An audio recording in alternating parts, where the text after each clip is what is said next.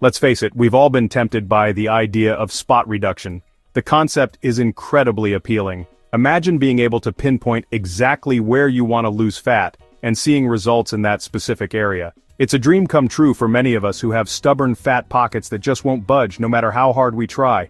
That magical notion that we can target and eliminate fat from specific areas of our bodies, like our bellies, thighs, or arms, just by focusing our exercises on those areas. It's a promise that many fitness programs and gadgets make, luring us in with the hope of quick and easy results. The idea is simple: do endless crunches to get rid of belly fat, or use the latest ab-toning gadget to sculpt your midsection. It sounds almost too good to be true, and that's because in many ways it is. It's a seductive thought promising quick and easy results without the need for a complete lifestyle overhaul.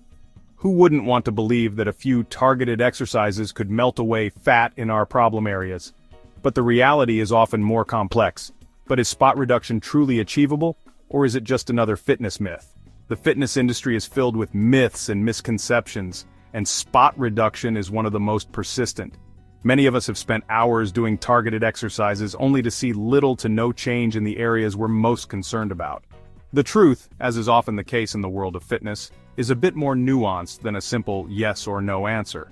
While it's true that you can't control where your body loses fat, there are ways to optimize your overall fat loss and improve muscle tone in specific areas. In this essay, we'll delve into the science behind targeted fat loss, examining the research and separating fact from fiction. We'll look at how our bodies store and burn fat, and why spot reduction is such a challenging concept. We'll explore the latest studies, including a groundbreaking 2023 study that has reignited the debate about spot reduction. This study has provided new insights into how localized fat loss might be possible under certain conditions, but it also highlights the limitations and challenges of achieving it, and uncover the truth about how our bodies actually lose fat. We'll discuss the role of genetics, hormones, and overall body composition in fat loss, and why a holistic approach to fitness and nutrition is often the most effective strategy. By the end, you'll have a clear understanding of what's possible and the most effective strategies for achieving a leaner, healthier you. Whether you're looking to lose a few pounds or completely transform your body, the key lies in understanding how fat loss works and setting realistic, achievable goals. For years, the prevailing wisdom in the fitness world has been that spot reduction is a myth. This idea has been widely accepted by fitness professionals, trainers, and even the general public. The concept of spot reduction refers to the belief that you can lose fat in a specific area of your body by exercising that particular part. For example, doing countless sit-ups to lose belly fat or performing leg lifts to slim down your thighs. But is this really true? This belief stems from the understanding that when we exercise, our bodies don't burn fat directly from the area being worked. Instead, the body uses energy from fat stores distributed throughout the entire body. This means that while you might be strengthening the muscles in a specific area, the fat loss is happening all over your body, not just in the targeted spot. Instead, fat loss occurs systemically, meaning our bodies draw energy from fat stores throughout our entire body, not just from the specific area we're targeting. This systemic approach to fat loss is why a combination of cardiovascular exercise, strength training, and a healthy diet is often recommended for overall fat reduction. It's a holistic approach that ensures the body is burning fat from all areas, leading to a more balanced and effective fat loss journey. Think of it like this: you can't empty a swimming pool by scooping water from only one end. The water level will decrease evenly across the entire pool. Similarly, when you lose fat, it happens uniformly across your body. This analogy helps to illustrate why spot reduction has been considered a myth for so long. Similarly, you can't selectively deplete fat cells in your belly just by doing endless crunches. While these exercises will certainly strengthen and tone your abdominal muscles, they won't specifically target the fat in that area. This is why many people get frustrated when they don't see the results they expect from targeted exercises alone.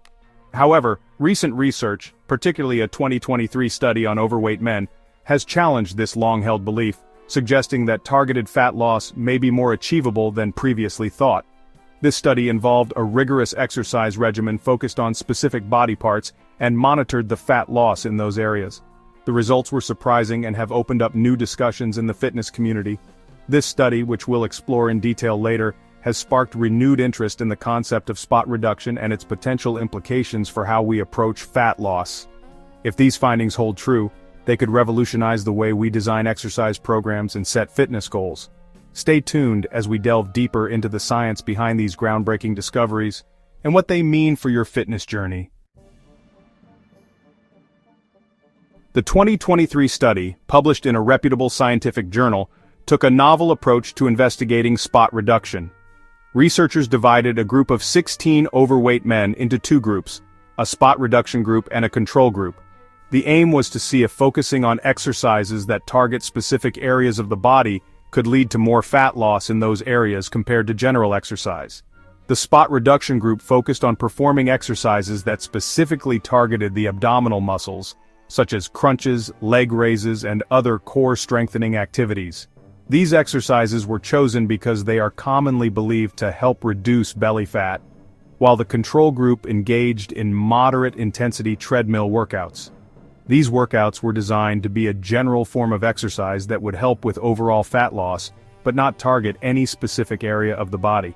Both groups exercised for the same duration and intensity, ensuring that they burned a similar number of calories. This was crucial to make sure that any differences in fat loss could be attributed to the type of exercise rather than the amount of exercise. Interestingly, the study found that the spot reduction group lost 2.5 times more fat around their midsection compared to the control group. This was a surprising result, as it suggested that targeted exercises might indeed have a localized effect on fat loss. This finding suggests that while overall fat loss may be similar between targeted and general exercise, there might be a localized effect that leads to slightly more fat loss in the area being trained. However, it's important to understand that the difference, while statistically significant, was not huge. However, it's crucial to note that the percentage differences in fat loss between the two groups were relatively small. The spot reduction group did lose more fat around their midsection, but the overall fat loss was not dramatically different from the control group. Moreover, the study has limitations, including its small sample size and the fact that it only included overweight men. This means that the results might not be applicable to other groups of people, such as women, younger individuals, or those with different body compositions. Further research is needed to confirm these findings and determine if they apply to other populations, such as women or individuals with different body compositions. Future studies could also explore different types of targeted exercises and their effects on fat loss in various parts of the body. This would help to build a more comprehensive understanding of how spot reduction might work and whether it can be an effective strategy for fat loss. Section 4. Beyond the hype. Understanding the nuances of fat loss research. While the 2023 study provides intriguing insights into the possibility of spot reduction, it's essential to interpret its findings within the broader context of fat loss research. Numerous other studies have investigated targeted fat loss with varying results. Some studies have shown similar fat loss in both the upper and lower body after participants engaged in targeted exercises followed by cardio. Others have indicated promising results when combining targeted exercise with strategies that promote fat mobilization, such as intermittent fasting or specific supplements. However, it's crucial to remember that correlation doesn't equal causation. Just because someone loses fat in a specific area after performing targeted exercises doesn't necessarily mean that the exercises directly cause that fat loss. Other factors, such as genetics, hormonal fluctuations, and overall calorie intake, can significantly influence where our bodies store and burn fat. Section 5. The calorie deficit, your cornerstone to success. Amidst the debate about spot reduction, one fundamental principle remains undisputed. A calorie deficit is paramount for overall fat loss. Regardless of whether you're doing crunches, squats, or running on a treadmill, your body won't shed fat unless you're consistently consuming fewer calories than you're burning. Think of your body like a bank account. Calories are like deposits, and your metabolism, along with your activity level, determines your withdrawals. To lose weight, you need to withdraw more than you deposit, creating a calorie deficit.